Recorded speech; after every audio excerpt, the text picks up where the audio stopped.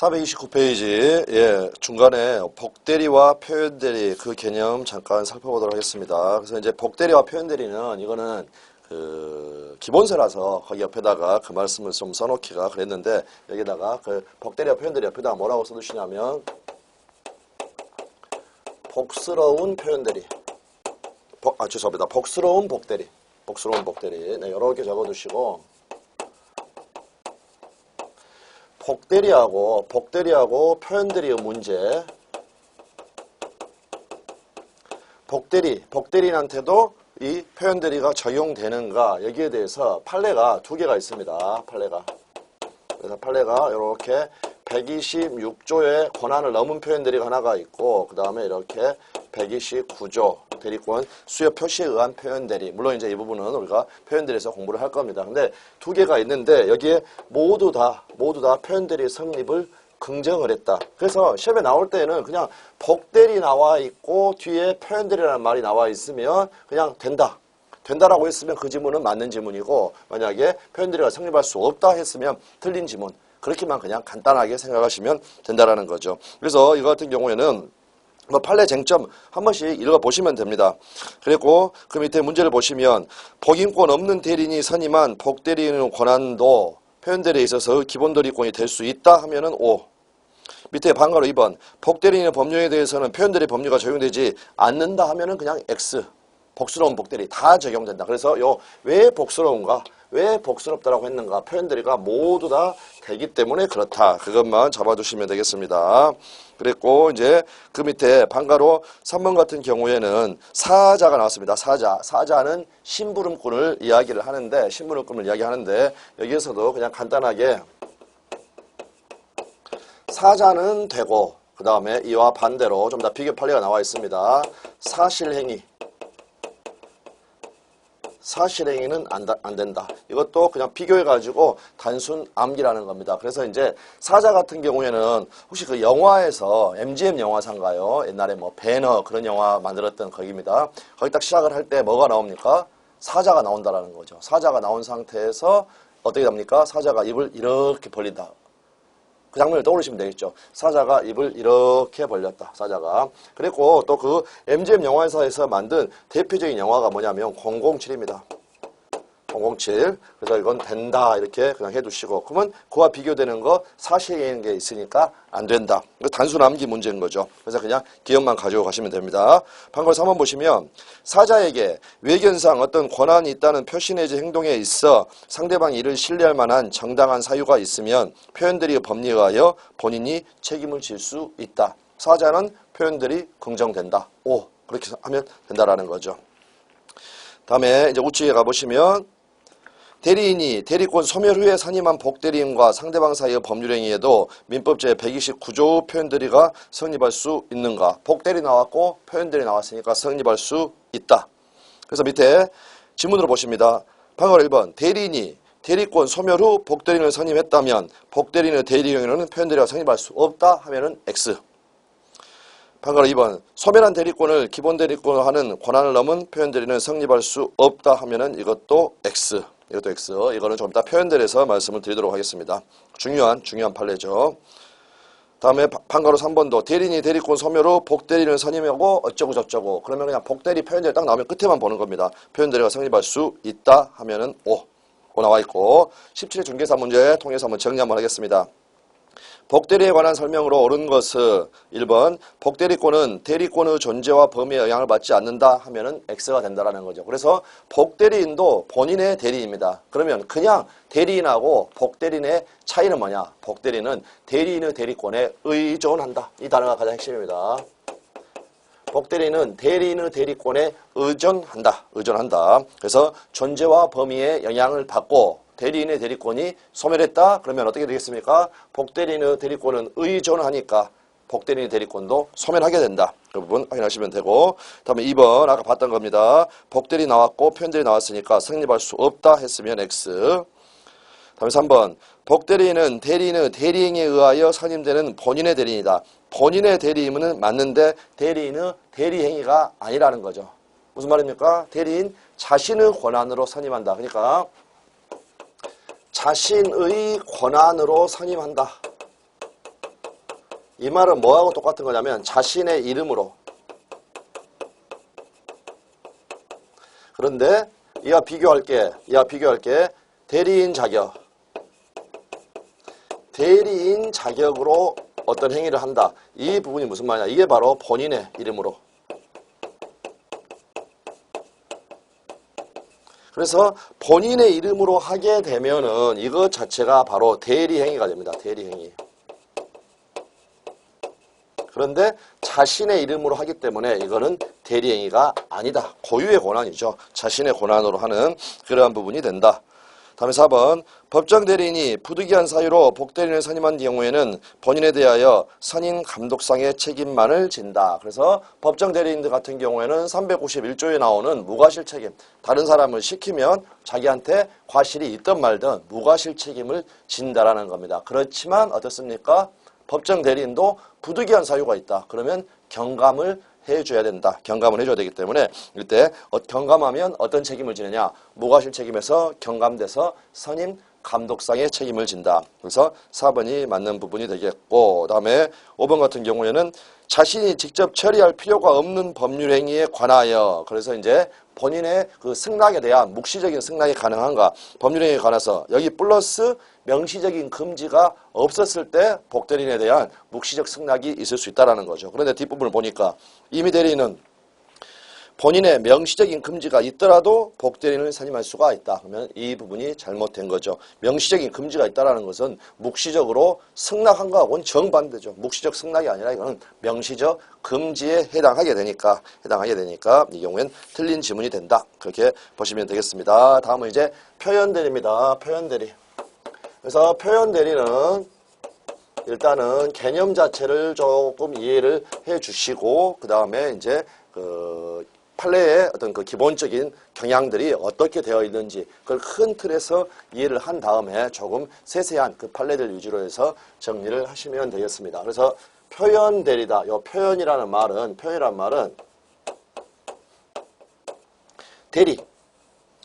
대리권이 있는 것처럼 표현됐다. 그러면 그건 뒤집으면 실제로 대리권이 있다는 겁니까? 없다는 겁니까? 없다는 거죠. 그렇기 때문에 이 경우에 있어서 표현대리는 원칙적으로 무권대리입니다. 무권대리.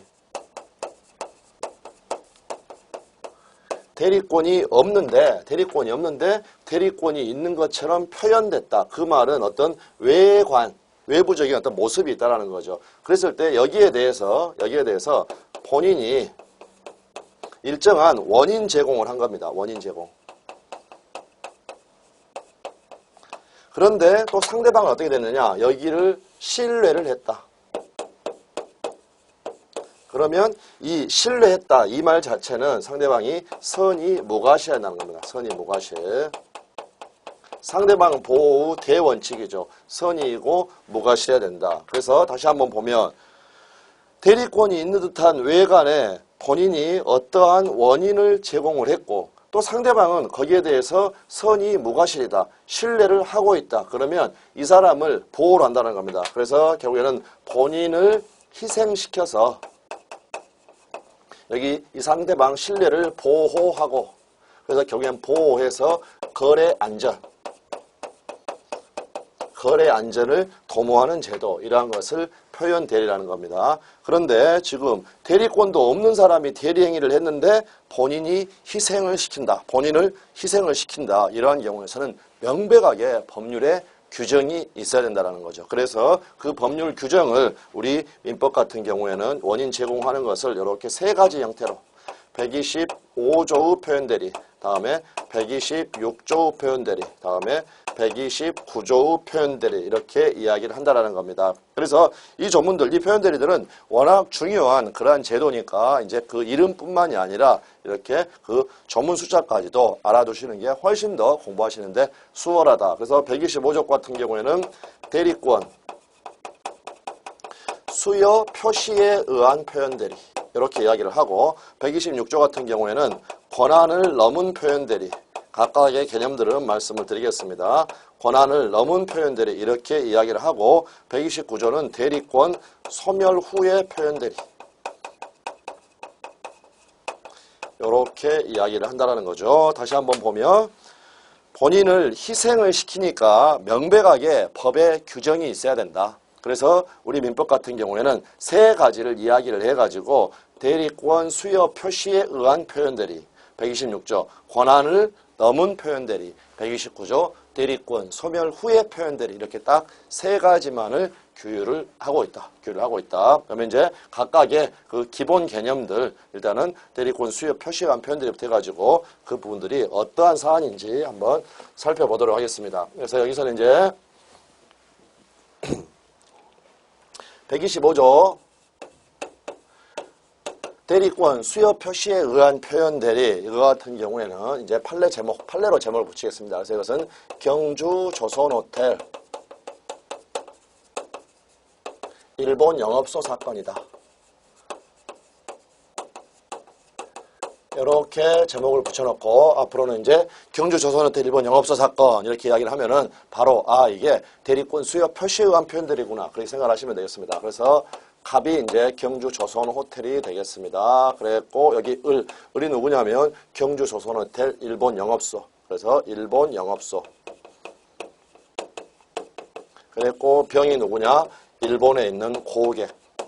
그러면 이 단어에서 알 수 있듯이 이 사안 자체에서 알 수 있듯이 경주 조선호텔에서 일본에 있는 고객을 유치를 하기 위해서 일본에 있는 이렇게 이 회사하고 이제 계약을 체결을 했다라는 겁니다. 그래서 일종의 고객 유치 업무를 위탁하는 계약을 체결을 했습니다.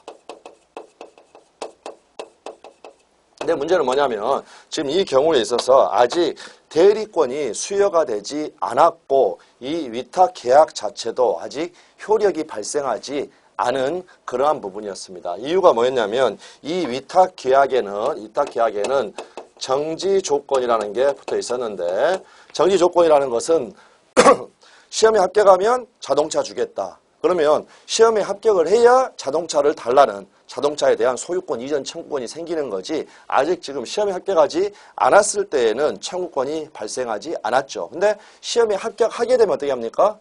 청구권이 발생한다. 자동차를 달라는. 그래서 요 정지 조건이 뭐냐면 일종의 발생 조건이라는 겁니다. 발생 조건.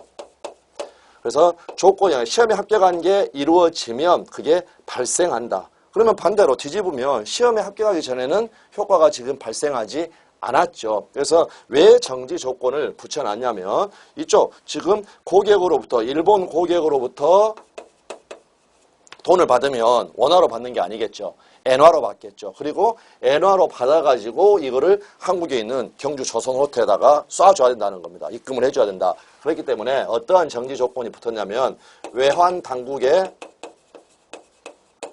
허가를 받을 것.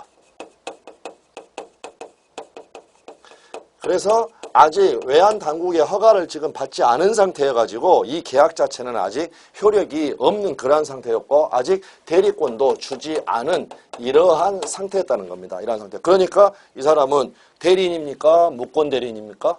그렇죠. 무권 대리인이죠. 대리권이 아직 안 줬으니까. 그런데 실제로는 어떻게 돼버렸느냐. 이쪽 여기 호텔 회장님이 와가지고 여기 플러스 영업소 사장 둘이 만나가지고 사진도 하나 탁 받고 그 다음에 그 사진이 전단지 있죠. 광고, 카탈로그 거기에까지 실려가지고 쫙 이렇게 광고가 됐다라는 겁니다. 광고가 됐다. 그러니까 사전 영업을 지금 하기 시작을 한 거죠. 그러면 고객 입장에서는 어떻게 생각하겠습니까? 여기 지금 이 영업소가 경주 조선호텔을 뭔가 대리해가지고 나하고 이렇게 계약을 체결할 수가 있는 모양이구나. 그렇게 생각을 할 수가 있다라는 거죠. 이게 바로 대리권 수여 표시에 의한 표현들입니다. 대리권 수여 표시에 의한 표현들이는 일단은 무권대리, 표현대리기, 무권대리기 때문에 대리권이 아직 없다라는 거죠. 대리권이 없다. 대리권이 없는데도 대리권 수여 표시. 그래서 이 부분, 고객들 입장에서 봤을 때에는 경주 조선호텔이 일본 영업소한테 대리권을 수여한 걸로 보인다라는 거죠. 그랬을 때 이 고객이 선의 무과실이면 본인을 희생시켜서 이 계약은 유효하고 본인은 책임을 져라. 이렇게 나오는 게 바로 대리권 소멸 후의 표현대리가 되겠습니다. 다음에 126조는 권한을 넘은 표현대리.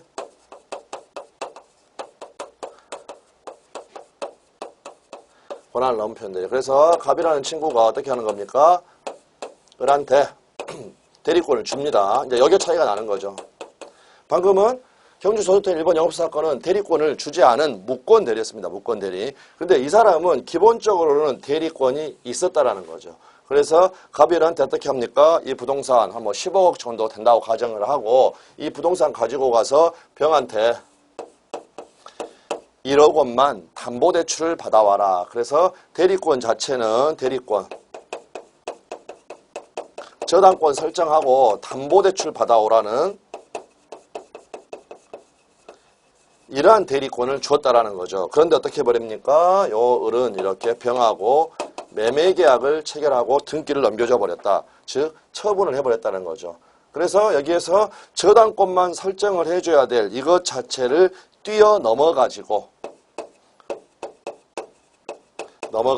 매도를 해버렸다. 매도를 해버렸다. 그렇기 때문에 이러한 경우를 권한을 넘었다. 권한을 넘었다. 그래서 이제 지금 여기에서는 뭐만 알아두시면 되겠냐면 일단 기본 개념을 우리가 잡고 있는 거니까 아 얘한테는 기본 대리권이 있었고 얘는 대리인이었다. 대리인이었는데 그 권한을 넘어서 이렇게 해버렸을 때 그럴 때 또 병이 선이 무과실이라는 겁니다. 요 대리인한테 이 매도할 권한이 있다고 믿은 정당한 이유가 있다면 또 본인은 책임을 져라. 본인은 책임을 져라. 그래서 본인은 책임을 져라는 것은 그냥 건물 네 혼자 넘겨줘라. 그거 아닙니다.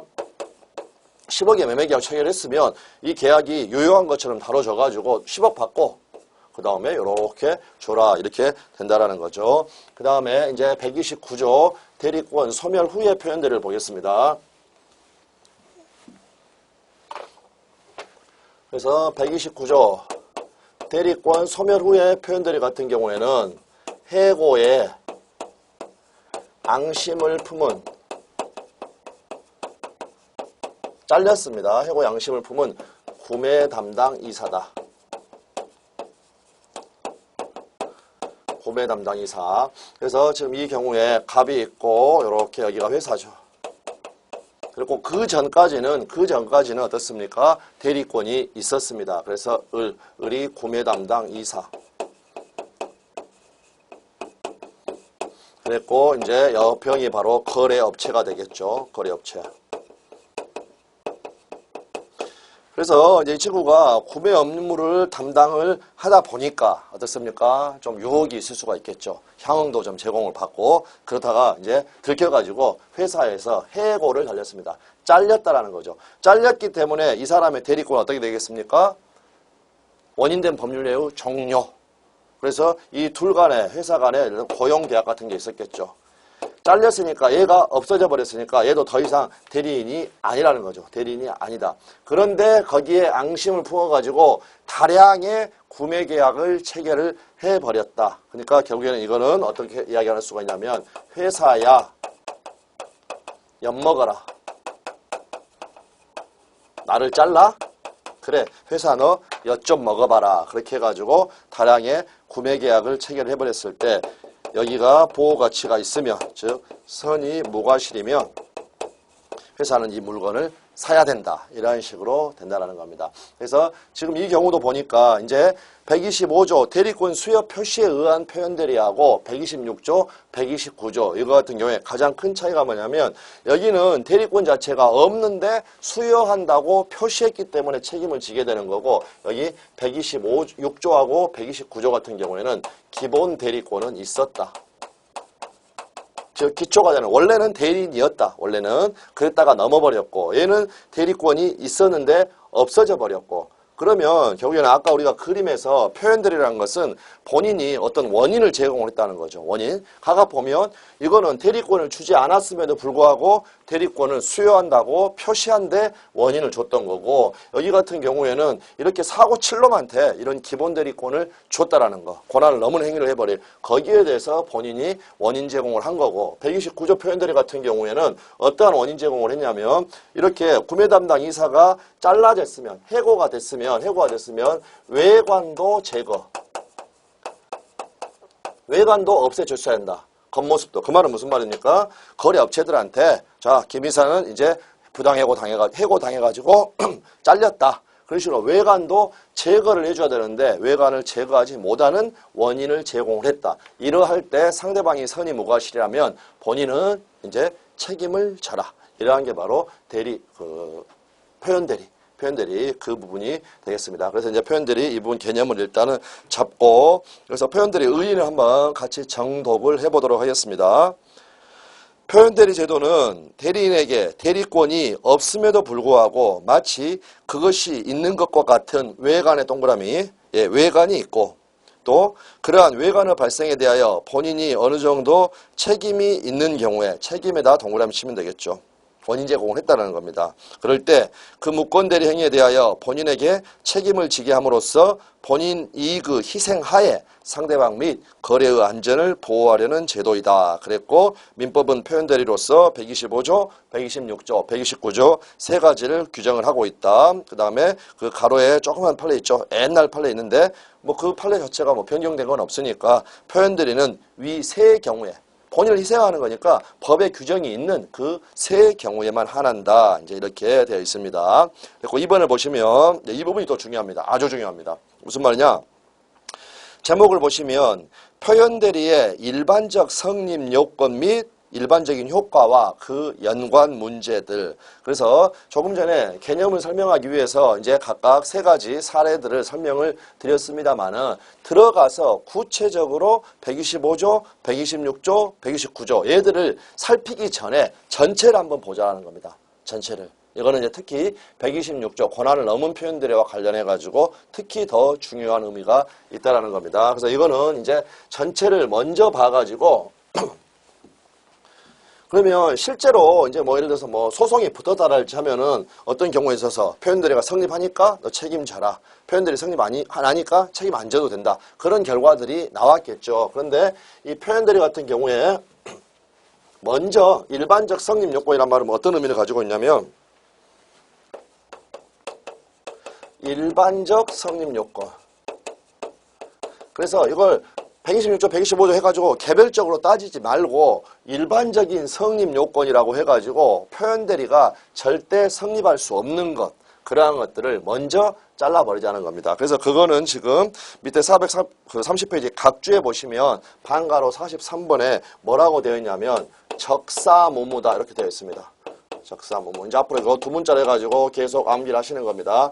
적사무무라는 이 단어가 이제 여기에 해당하게 되면 그냥 125조인지 몇 조인지 따지지도 않고 그냥 표현대리가 성립할 수가 없다라는 거죠. 그래서 이 적사에서 적은 뭐냐면 적법성이 없다는 겁니다. 적법하지 않다. 적법하지 않다는 건 무슨 말입니까? 강행규정 위반이다.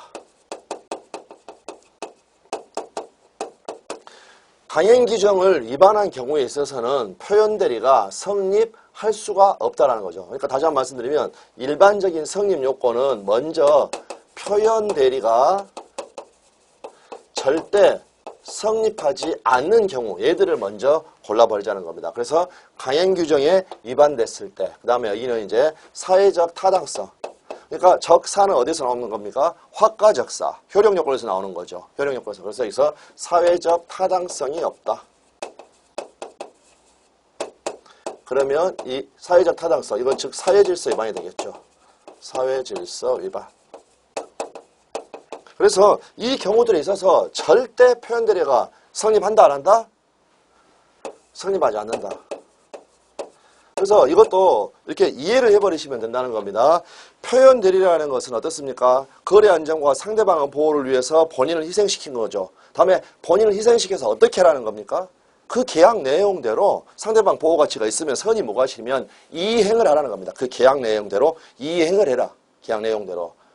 어떻습니까? 해고의 양심을 품은 고면 담당 이사. 그러면 그 이사가 체결한 그 계약 내용대로 이행을 하라는 겁니다. 사줘라. 구매 업무 계약 체결했으면 상대방이 물론 선의무과실이라는 전제하에. 그런데 강행규정에 위반했고 사회질서에 위반해서 무효인 것들을 이거를 그 내용대로 강행규정 위반한 내용대로 이행해라. 사회질서 위반인 것대로 이행해라. 말 자체가 안 된다라는 거죠. 말 자체가 안 된다.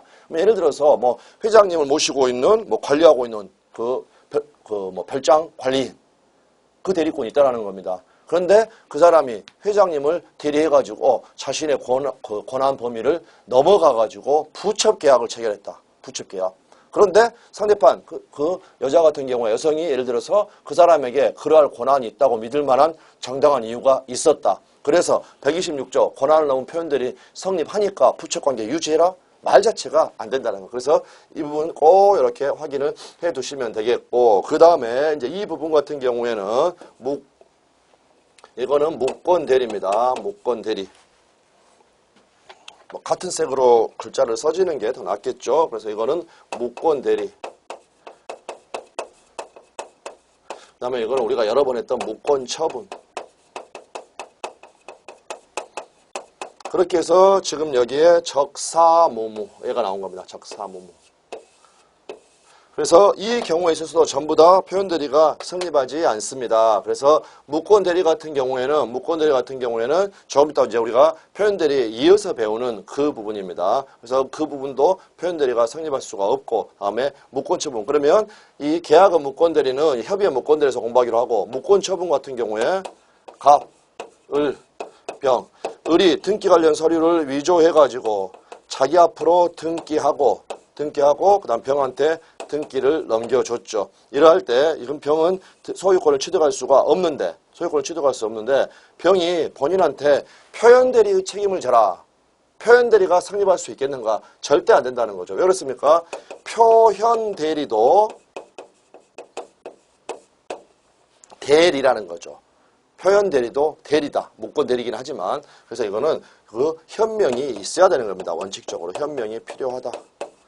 그런데 이 형태를 보면은 을은 등기를 자기 앞으로 해버렸기 때문에 자신이 매도인이 되는 겁니다. 자신이 매도인. 즉 갑의 부동산을 등기 관련 서류를 위조해가지고 을 앞으로 등기가 되어 있기 때문에 을은 대리의사를 가지고 하는 게 아니라 내 거다. 내 것 판다라고 하면서 병하고 매매계약을 체결을 하니까 이거는 전혀 대리의 구조가 전혀 나오지 않는다. 현명이 없다.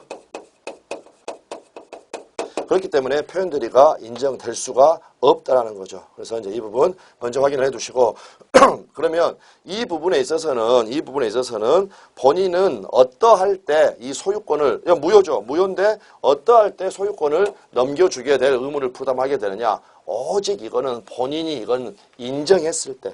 무권 대리도 마찬가지입니다. 이거는 오직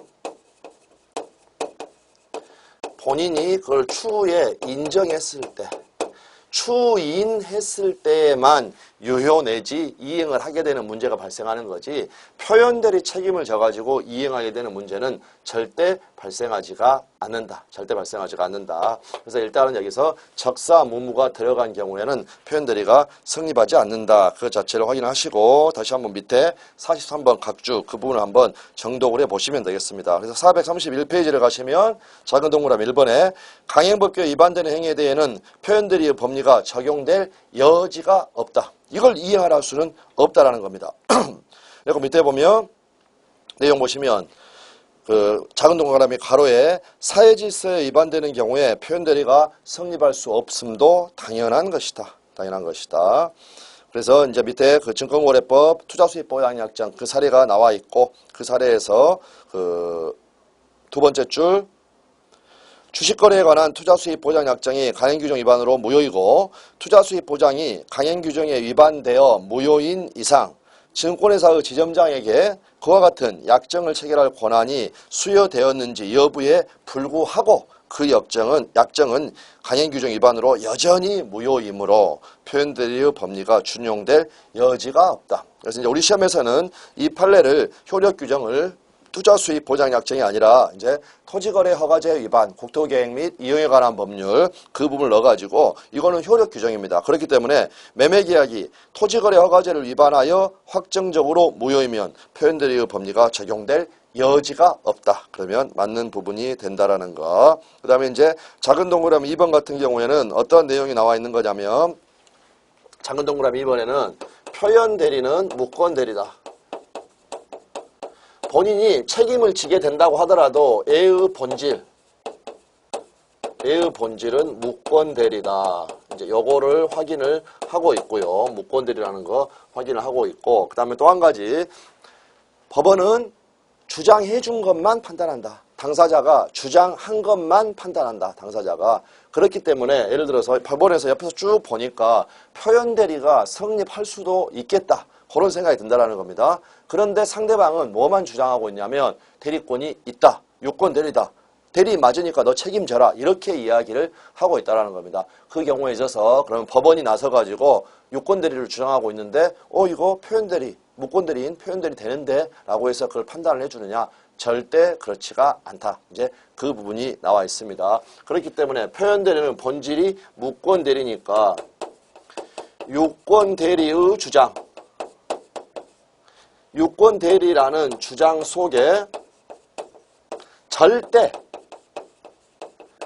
표현대리에 관한 주장이 포함되어 있을 수 없다. 왜? 유권대리는 있는 것, 표현대리는 없는 것, 무권이니까.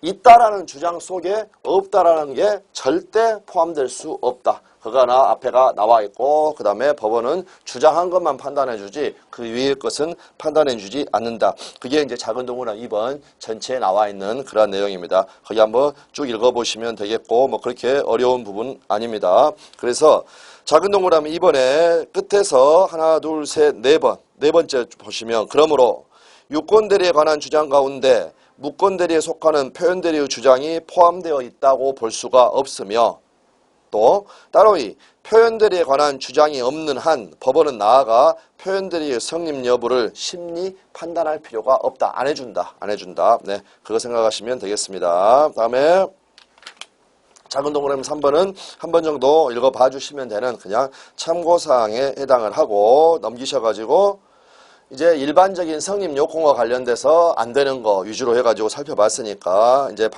양가로 2번을 보시면 일반적 효고가 나와 있습니다. 그래서 민법 조문 자체를 읽어보면 표현대리 효과에 관해서 125조하고 126조 그러면 125조는 대리권 수요 표시에 의한 표현대리, 126조는 권한을 넘은 표현대리. 네, 정확하게 그 조문까지 알아두시고 이제 그냥 제가 125조, 126조, 129조 그냥 조문으로만 이야기를 하더라도 그게 어디에 해당한다 그거 알아두셔야 됩니다. 그렇게 그냥 이제 앞으로 진행하겠습니다. 조문을 보면 거기에는 책임이 있다 그렇게 되어 있고 129조는 제3자에게 대항하지 못한다 이렇게 되어 있는데 여기에는 차이가 없다.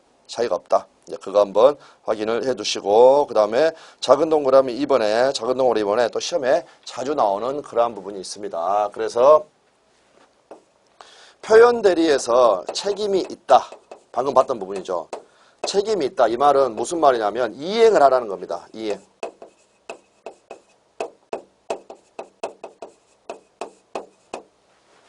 이행을 해라. 그래서 이거 같은 경우는 무슨 말이냐면 그냥 그 계약에 따라서 본인이 책임지게 되면 전부 이행을 하게 되는 겁니다. 전부 이행. 그런데 이제 어떠한 부분들이 문제가 될 수가 있냐면 이 부분에 있어서 과실상계라는 게 적용될 수 있는가. 이 부분이 나오는데 절대 안 되는 겁니다. 일단 이제 과실상계라는 거 요 기본 개념만 보시면 이것 자체가 또 우리 시험 범위는 아닙니다. 그러니까 이거 그냥 크게 신경 쓰지 마시고 과실상계 같은 경우에 자동차 그 접촉사고가 났다. 접촉사고가 났으면 예를 들어서 저를 누가 받았다고 하면은 제가 아무리 잘못 없는 것 같아도 이거 보험으로 처리하다 보면은 8대2 정도까지 나옵니다. 제 책임이. 8대2. 그런 식으로. 그래서 예를 들어서 제 차의 수리비가 100만 원이다. 100만 원인데 A 과실도 2가 있었으니까 얼마 받는다? 80만 원. 그래서 이 그 과실을 서로 상계라는 건 퉁 쳐버린다. 그렇게 생각하십니다. 퉁 쳐가지고 80만 원 받는다. 그러면 이때에도 이 표현대리에서 책임을 질 때에도 과실상계라는 게 적용될 수가 있겠는가? 절대 안 된다. 절대 안 된다. 그래서 이 부분은 절대 안 되는 이유는 뭐냐면 표현대리에서 책임을 진다는 건 전적으로 이행을 하는 이행 책임을 진다라는 겁니다. 그런데 과실상계라는 것은 어디에서 나오느냐? 손해배상. 채무 불이행을 이루는 손해배상. 조금 전에 자동차 접촉사고. 그게 바로 불법행위로 인한 손해배상. 그래서 배상 책임에서 나온다. 손해배상.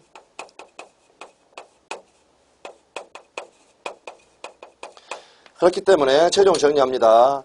이행 책임을 져야 되는 표현들에 있어서는 손해배상 같은 배상 책임에서 문제가 되는 과실상계라는 것은 적용될 수 있다 없다? 절대 없다. 절대 없다. 그래서 책임이 경감되고 하는 그러한 문제는 전혀 생기지 않습니다. 그대로 그냥 그 계약 내용대로 그대로 이행을 하게 되는 그런 책임을 지게 된다. 그래서 작은 동그라미 2번 그 부분이 나와 있습니다. 그 부분이.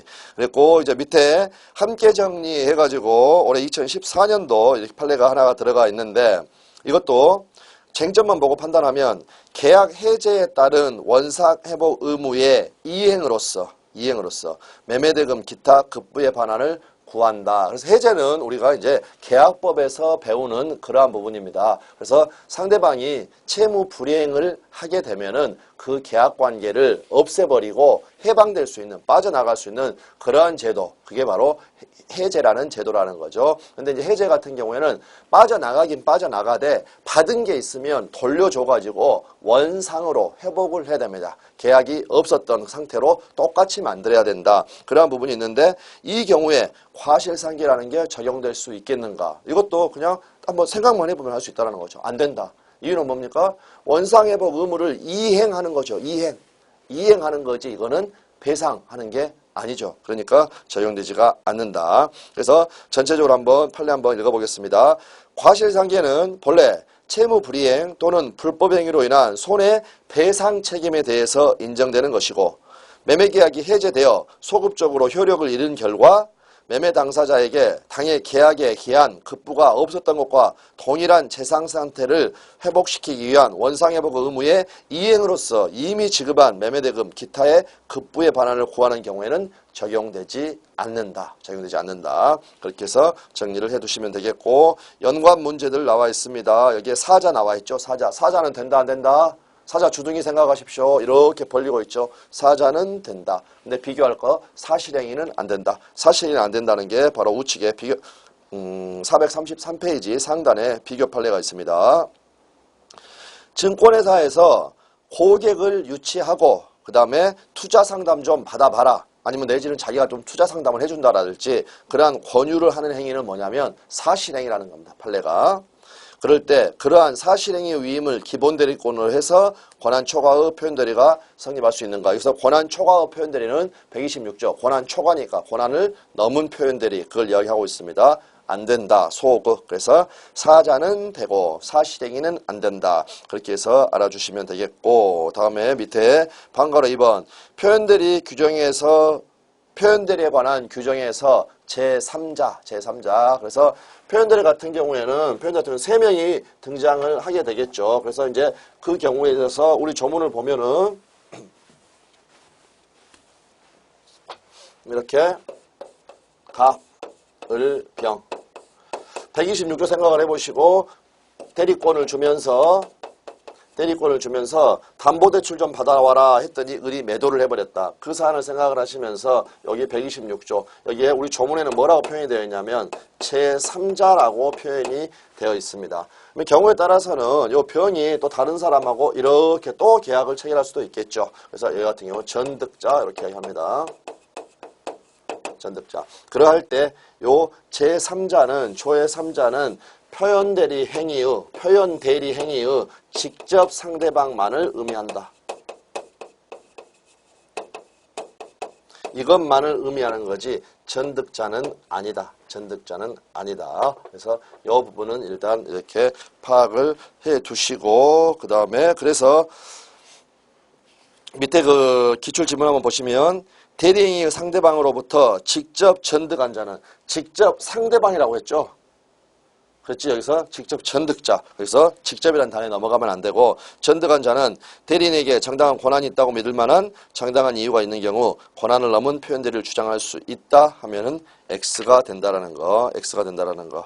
그래서 지금 이제 이 부분 같은 경우에는 그 126조 권한을 넘은 표현들의 거기에서 나올 텐데 이 사람의 126조에서 이 사람은 선의 무과실해야 되죠.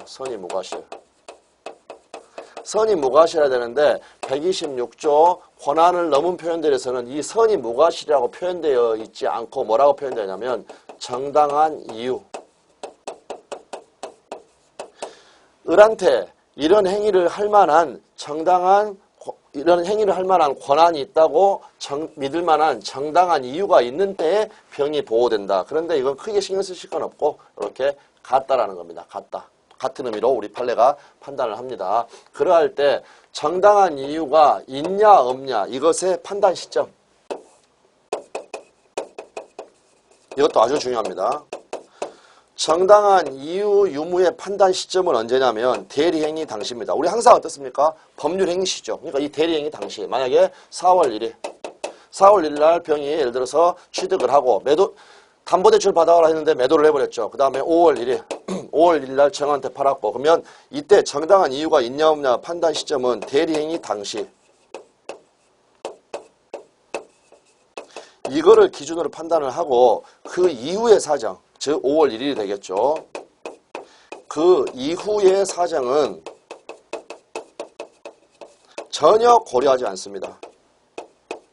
그래서 우리 판례에서도 대리행위 당시를 기준으로 판단할 것이지 그 이후 사정을 고려할 것은 아니다. 그러니까 4월 1일자 을하고 병하고 대리행위 이 매매계약 체결할 때 이때를 기준으로 판단하는 거지 병하고 정하고 5월 1일 날 매매계약 체결할 때 이때를 기준으로 판단하는 게 아니다. 그러면 지금 경우에 표현들에서 보호를 받으려면 정당한 이유가 있어야 되는데 그거는 대리행위 당시인 4월 1일을 기점으로 해서 판단한다. 기준으로. 그러면 정이라는 애는 4월 1일 날 정당한 이유 선이 무과실일 수가 있습니까 없습니까?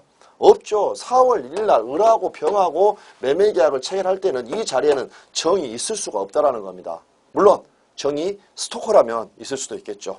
을이나 병의 스토커가 돼가지고 옆에서 둘이 매매계약 체결하고 있는데 쳐다보고 있다라는 겁니다. 그러면서 맞아 을은 이거 팔만한 권한이 있어. 그런 식으로 선이 무과실. 그러한 구조가 아니라면 절대 정이라는 친구는 4월 1일 날 이 자리에 있을 수 있다 없다? 없다. 그래서 결국에는 여기 이 직접 상대방만을 의미한다. 이거하고 대리행위 정당한 이유의 판단 시점하고 같이 묶어서 생각을 해가지고 이렇게 왔다 갔다 하면서 이해를 해 두셔야 한다는 겁니다. 둘 다 워낙 중요한 것들이니까 같이 이렇게 꼭 묶어서 이해를 해 주시기 바랍니다.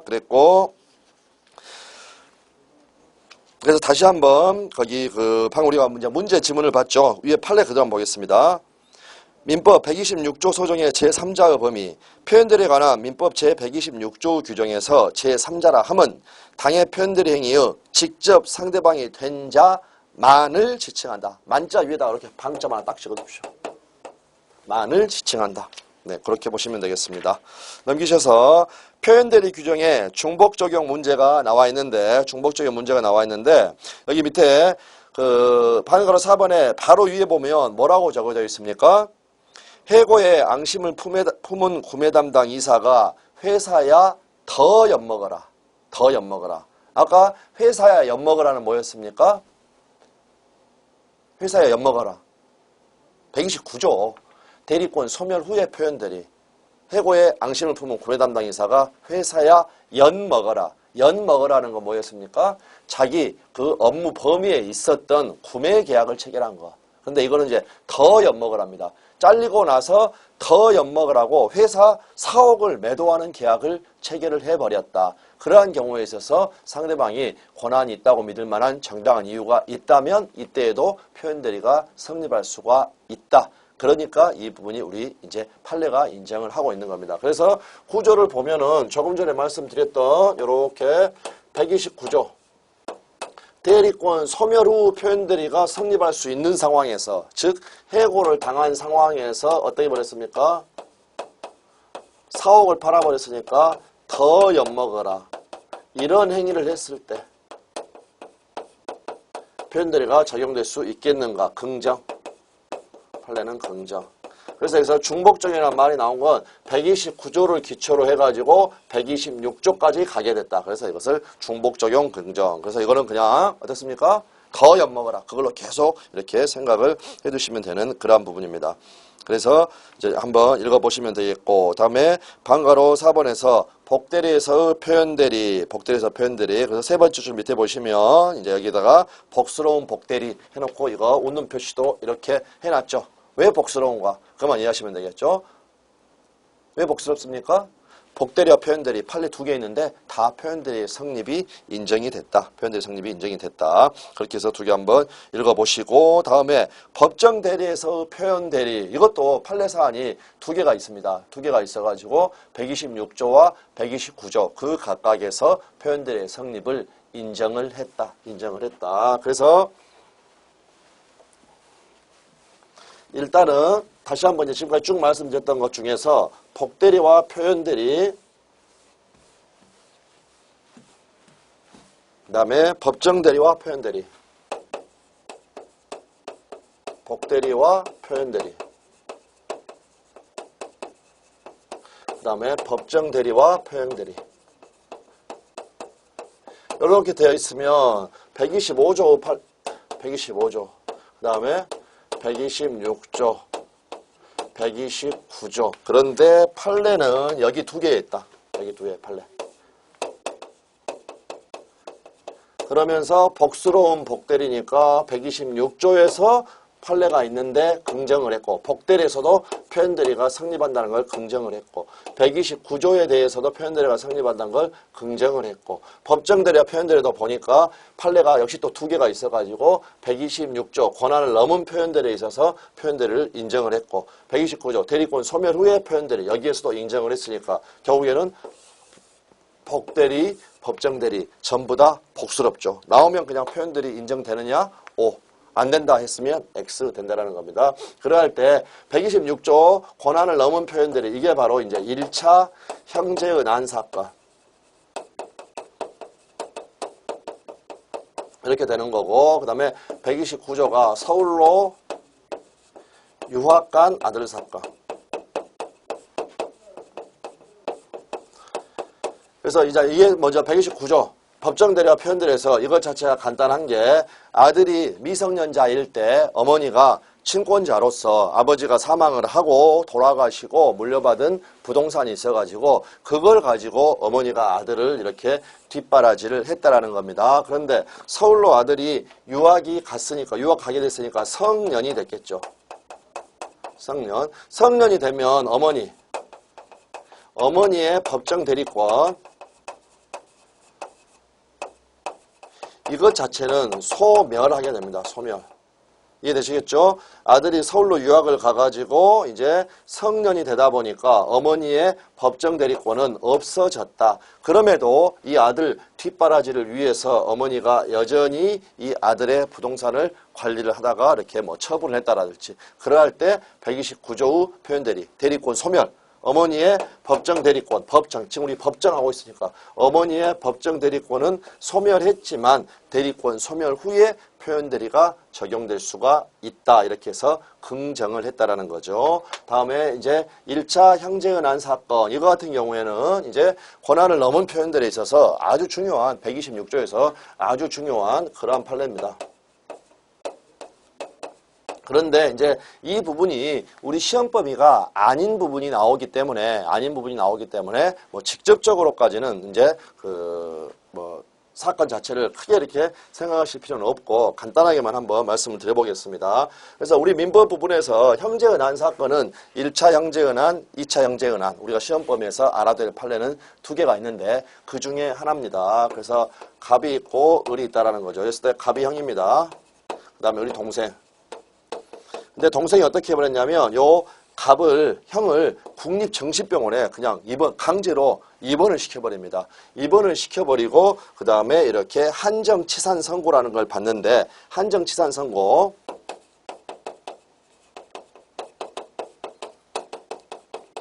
면 단어 자체에서 보면 치산, 뭔가 재산을 다스리는 게 한정되는 사람 이런 의미를 가지고 있었다라는 거죠. 근데 이제 요 제도가 바뀌어가지고 우리 민법이 개정돼서 이 사람을 피한정 후견인 이렇게 표현합니다.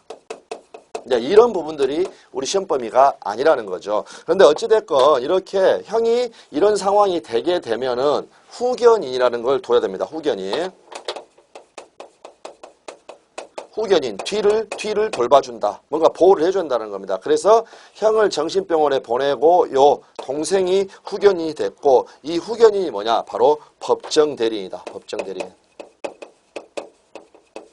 이러한 상태에서 이제 정신병원에 형이 있는 동안에 형 재산, 또 이 형이 상당히 재산 유지였습니다. 그러다 보니까 이제 재산을 막 팔아버리는 거죠. 이렇게 해서 병하고 매매계약 체결하고, 그 다음에 뭐 등기 넘겨주고, 이러한 형태의 일들이 벌어졌다. 그래서 형 재산이 여러 가지가 있어가지고 어떤 사람, 요 병 말고 뭐 정도 있고 이렇게 무도 있고 이러한 상황들입니다. 그래서 여러 가지 부동산을 팔았는데 어떤 사람은 권한을 넘은 표현대리가 인정이 돼가지고 그 다음에 보호가 되기도 하고, 또 어떤 친구는 보호가 안 되기도 하고 그랬습니다. 근데 여기서 병은 이제 권한을 넘은 표현대리가 성립하지 않아서 결국에는 보호가 되지 않은 그러한 사안인데, 이제 어떤 사안이었냐면, 친권자는 자식의 부동산을 처분할 수도 있겠지만 여기 후견인, 동생은 형 부동산 마음대로 팔지 못합니다.